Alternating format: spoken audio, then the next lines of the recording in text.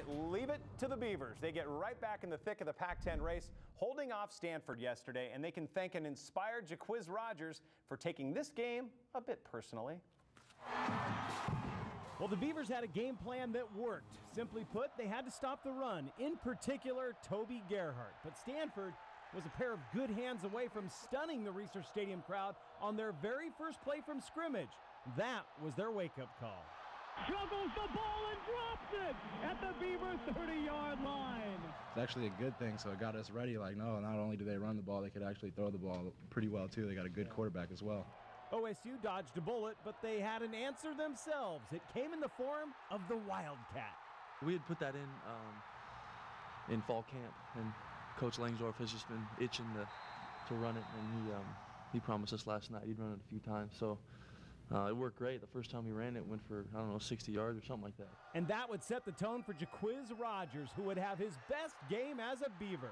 The coach been getting on us about the running game, and we said this week we was going to come out and run hard, and we did. Quiz ran, and then he ran some more. He'd finish with a workman-like 33 carries, racking up 189 yards and 4 rushing scores, which would tie a school record. I had to come out because it's competition when everybody, you know, Gerhart this, Gerhart that, so I feel like that's competition to me.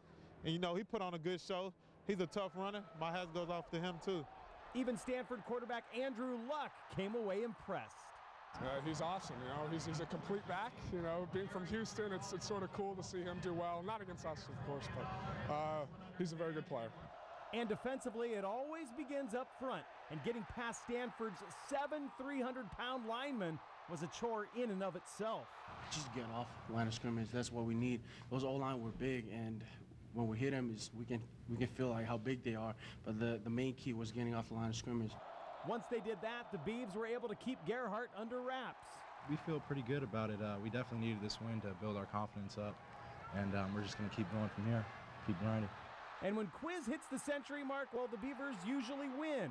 Only once in 10 games has that not happened. He's great. After I give him the ball, and just to turn around and see what he does with it is amazing, but obviously one of his better performances. And when things are going as smooth as they were yesterday early on, it makes everyone's job that much easier.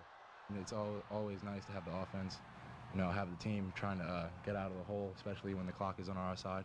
So we knew they were a running team, and once the offense went up big, we knew they had to pass the ball, so it really helped out.